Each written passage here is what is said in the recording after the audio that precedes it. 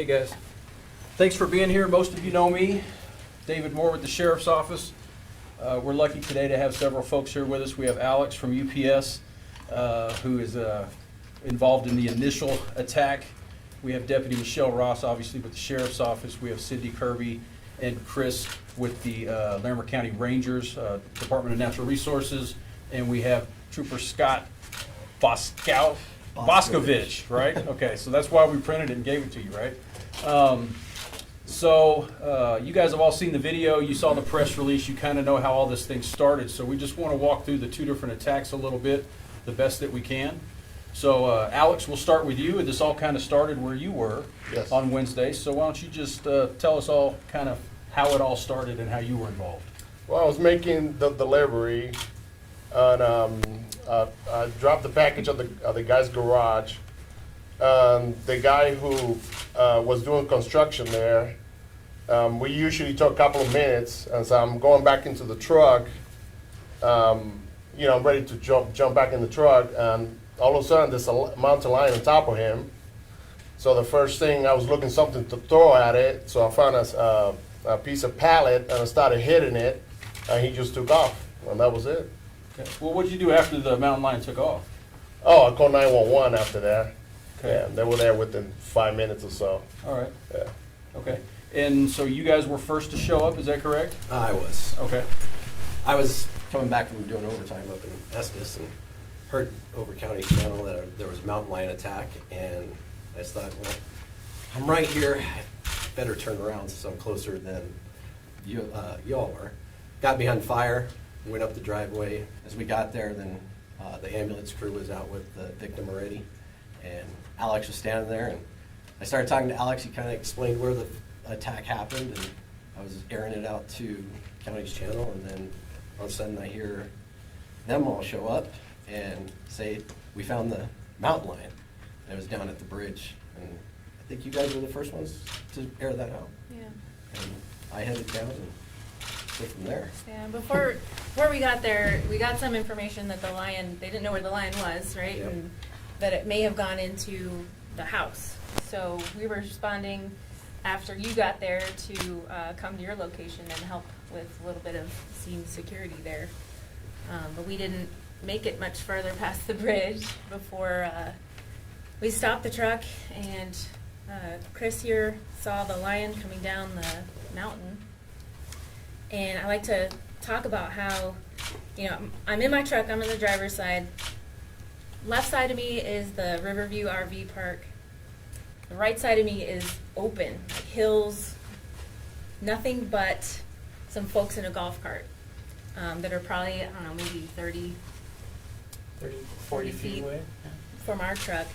One guy was walking around the golf cart, and then there was someone else sitting in it, and we see this lion running down the hill, and of all this open space, the lion is choosing to go towards the golf cart and towards the people, obviously. So to me, I'm not an expert in mountain lions, but I do know a little bit about them, and I knew middle of the day already has attacked somebody, and now it's choosing to go towards people.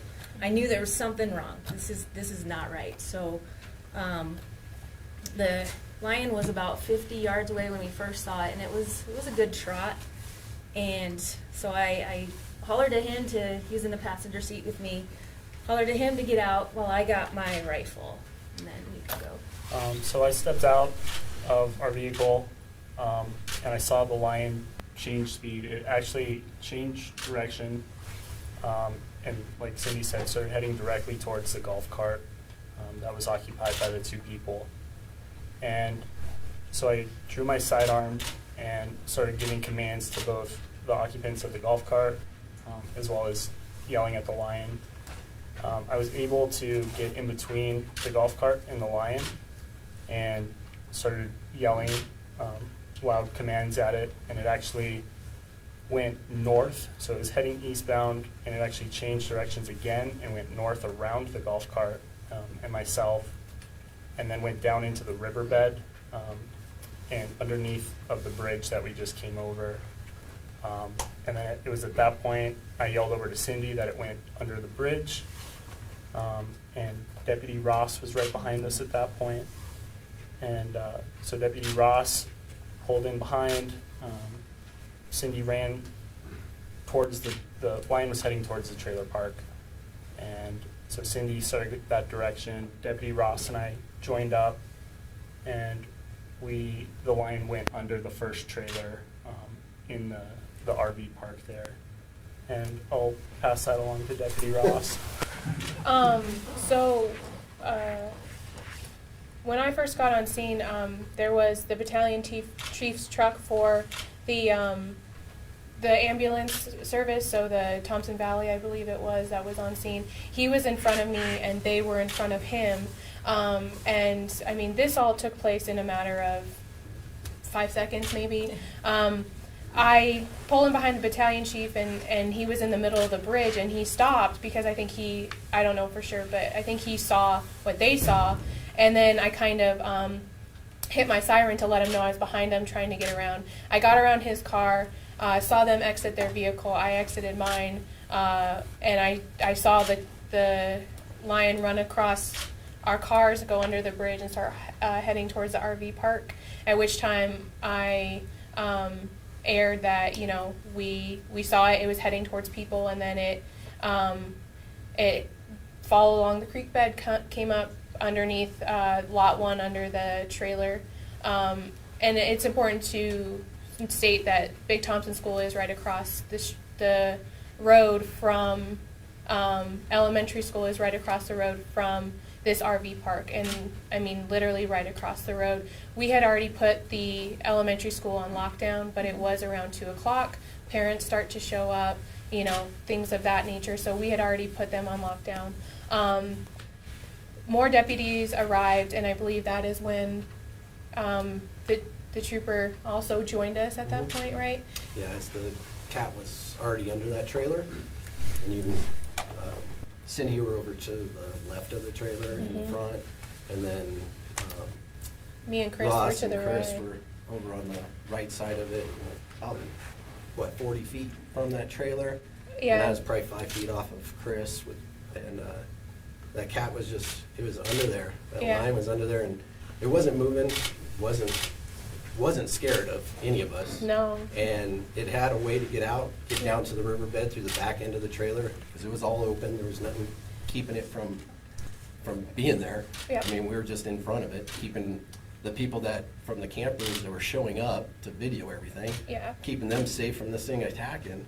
And we pretty much built a wall. Yeah. And that cat looked at Ross and decided That was the best option. she was the best option to come out, and it was on from there. Well, and there were several people out in the trailer park, RV park.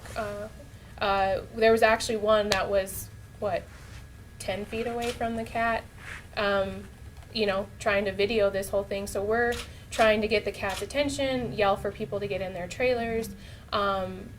Somebody interviewed a couple of the kids that were on scene, and they were probably less than 20 yards away from me and Chris when the cat had moved to the second trailer, and me and Chris were probably within 20 yards of that cat, trying to keep the lion away from the people that were outside, that were not going in their trailers, things like I that. think most people out there just didn't know what was going on. comprehend Like, it, we yeah. come in lights and sirens, and It's the now spectacle. we're yelling, and, Mhm. and they're just kind of curious and coming out. So we had to do a lot of yelling about, get back in your trailers, there's a lion. And Yep. So so when it was under the second trailer, it definitely still had the creek bed to run down to.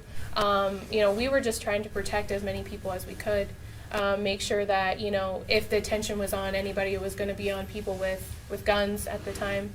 And then, you know, 2 seconds later, there was several shots. Well, it started to come out the trailer towards mine and Chris's directions, because we were shoulder to shoulder, and it started to come out towards our direction. Shots were fired, and probably within 2 seconds, it was from underneath the trailer to on my shoulder where I got bit.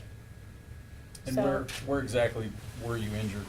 So I have several puncture wounds on my arm, but there's one back here, and there's a couple here and a couple down there, because when we were wrestling it reattached itself.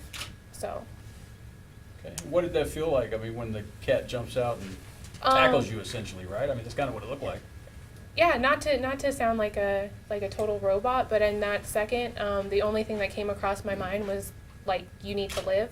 So that's when your training, your your just instincts take over, and you do what you're trained to do. Chris came in and did exactly what he was trained to do, and kicked it, and I think that was it allowed me to throw it off of myself and get its attention somewhere else, which was, what really made a lot of the difference, because that cat was not going to stop. So. And then, of course, after Chris kicked the cat and you were able to get the cat off, it ran off, and we put that information out in the press release about what happened next. But so, Alex, I want to go back to you for a minute. So here you are, you're driving your truck, you're out minding your own business, and someone standing right next to you gets attacked by a mountain lion. I mean, we'd like to think anyone would do that, right? But That's what but I mean, you acted without hesitation, and you, for a stranger. I mean, Yep. what made you do that? Well, I didn't want the guy to die, Right, so absolutely. The first thing I saw was that piece of stick, pallet, and I just started hitting it. Right. Yeah, and he actually looked at me, and I picked up the stick because I thought he was going to jump at me. Right. Well, he took off. Okay. Yeah. And now I've heard that you finished your route I after did. all of I this. did. So that's great. Yeah. That's awesome. I did. Well, I know the original victim, the citizen who was injured. I know he appreciates what you did very much, Oh, yeah. and he actually told me that he didn't think he'd be here today if it weren't for you. Mm. So we certainly wanted to get you here to tell your story and let folks know that these are those things that someone you don't even know can step in and make a big difference in your life. So No, for sure. Yeah. that's awesome.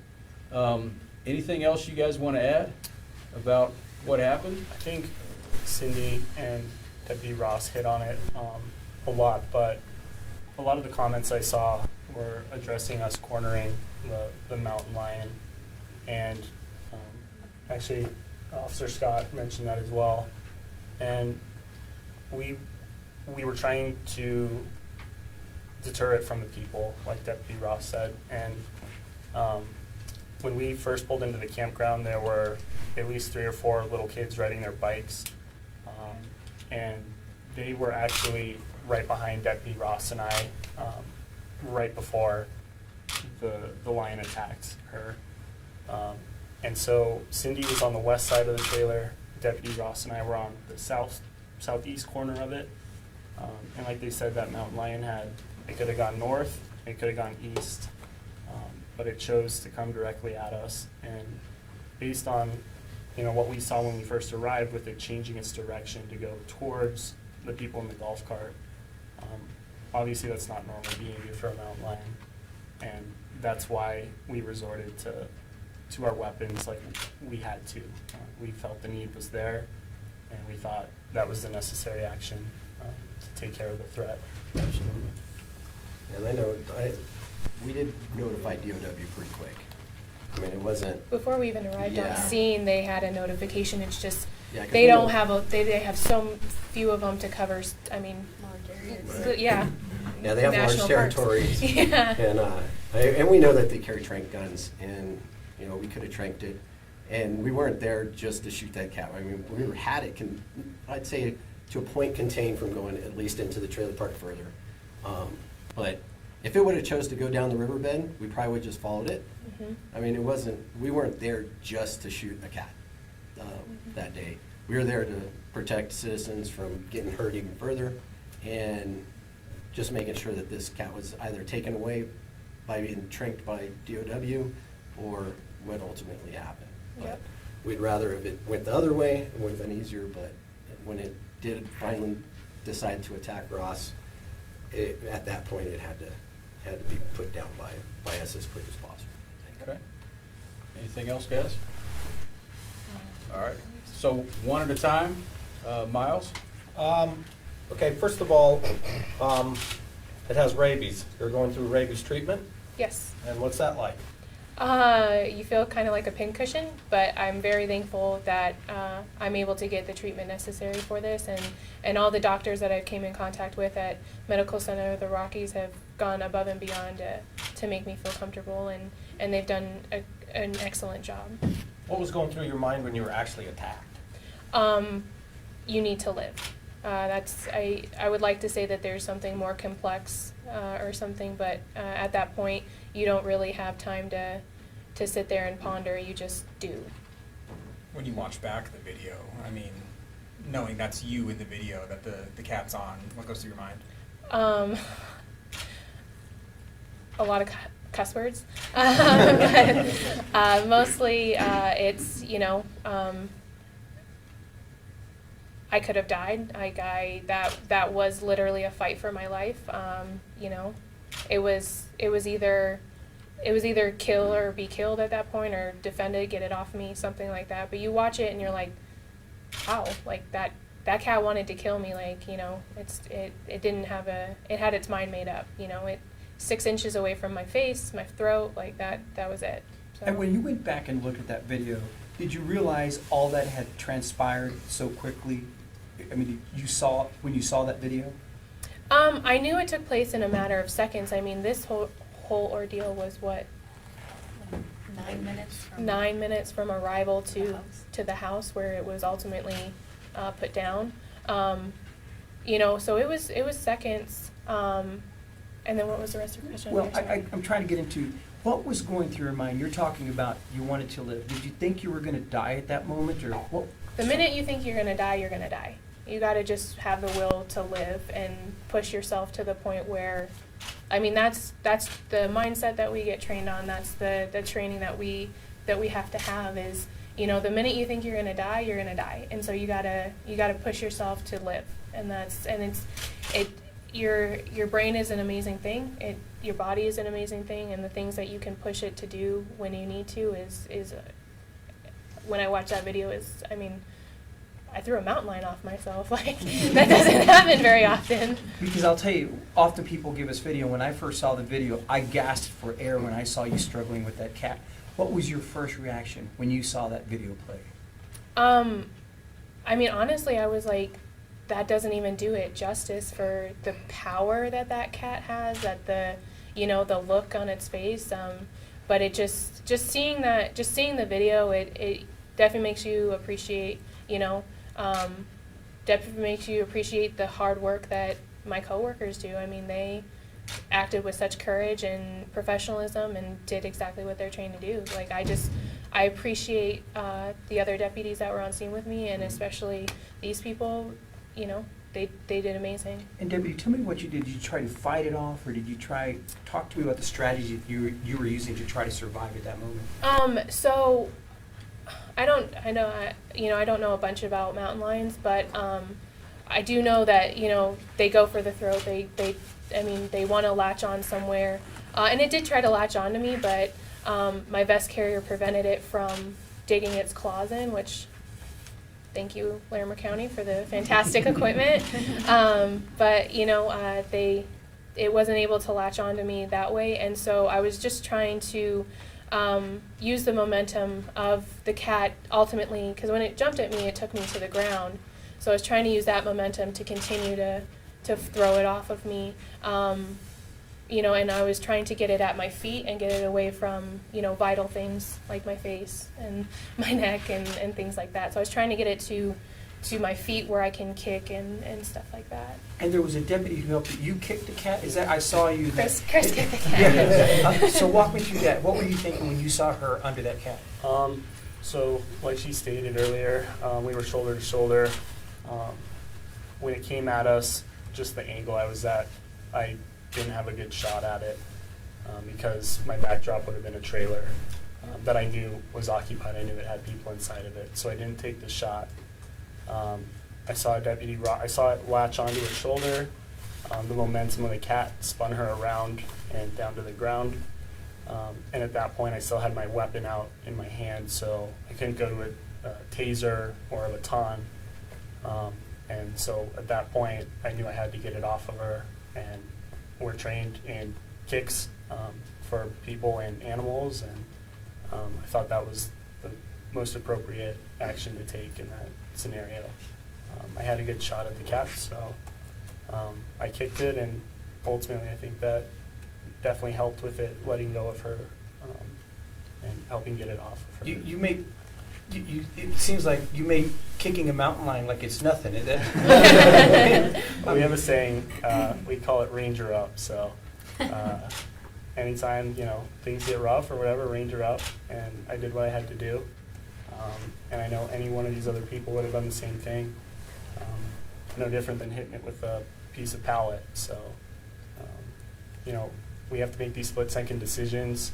I knew I couldn't shoot it when it was on top of her, Thank and like you. I said, so that was my only option. So. He's being humble, Yeah. but from my Yeah. perspective, so I came around from the, let's see, that would be the west side of the trailer. Once they got set up to come back around, because I knew I didn't have a good line of fire, and I got probably about 10 feet of him, and that's when the lion came out. The lion, you should understand, was about the same height as her, stretched out when it came out. It was I think they measured it at 6 feet. Like the length of the cat. 92 pounds or something. Something like that. How much? How tall are you? 92. I'm 5'3". And then, so we're seeing this, and we all discussed this later. We knew that, we're not going to take shots when the lion's on top of her. So my perspective was then Chris just being awesome and Yeah. coming in with the kick of his life, and it worked. So I'm really Yeah. proud of him, and he did a great job. Yeah. And I was to the right of Chris, and I had my AR out.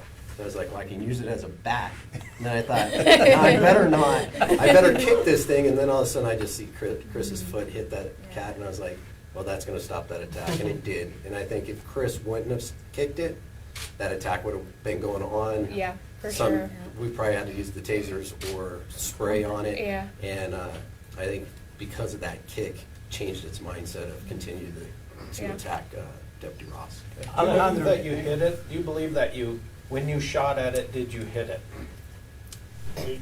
I know that we hit it several times, but we didn't shoot at it until it was further down in the RV park. Explain to me how difficult a shot is that, because a lot of people were talking to me, like, how can you not have shot that dead? Walk me through that, how difficult that is. Well, it's a, Are you talking about when the cats jump in? Mm-hmm. That is hitting a moving target that's coming at you. I mean, Can I can Yeah. explain this one just a little bit better, not to No, go steal this ahead. from you. you're not stealing anything. People don't realize, I didn't realize how fast these things move, but from the time that it was underneath the trailer to on my shoulder was about 2 seconds. I believe I fired, I thought I fired once. I don't, and that's what my magazine said as well. But I fired one shot and my gun didn't even have time to cycle because I got back up and tried to fire my weapon again, and it, we like to call it, you get a click instead of a bang, which means that your gun didn't fully cycle and it couldn't get the proper ammunition it needed. So my gun didn't cycle because by the time I had shot, the cat was on top of me. So I mean, it's more than a person running. I mean, those things are all muscle and all power and all jaws apparently. Is that the first time you've discharged your firearm on duty? When I was a patrol officer in Georgia, I did have to kill a possum, but those don't move as fast. But other than that, yeah, that was the first time. So out of all the dangers when you sign up for this job, I'm assuming you never expected a mountain lion attack to be on the list. No, at all. Do you feel lucky? I feel extremely lucky. I feel, don't tell me God's not real, because he had a different plan for me that day. So I'm extremely lucky to be here and have fantastic people that I work with. So Alejandro, Do you what- have any prior experience with mountain lions? I do not. So I've been a ranger. I was a seasonal ranger for 3 years, and I'm actually going through training now to become a full-time with Larimer County. You have any experience playing sports, football, kicker, soccer player, anything? Not football. I played hockey and lacrosse, so. If we start a county team, though, he already has a position, so. How out of character is this for a cat? I mean, you don't even see him when you're hiking, right? Exactly. So, I mean, It's rare, but, you know, CPW can address some of the clear behaviors of the lion, but we know that in the middle of the day, that's extremely rare. We know that cats don't want to be around people. That's extremely rare. So to have all these things at once, it was strange. The rabies thing may have had something to do with that. Alejandro, what did you tell your boss when there was a bit of delay on your route? Did you call him and say, hey, what you had just done? Or Well, she Cindy didn't even know for a while. is your boss here? Yes, she's over there. Come over here, Cindy.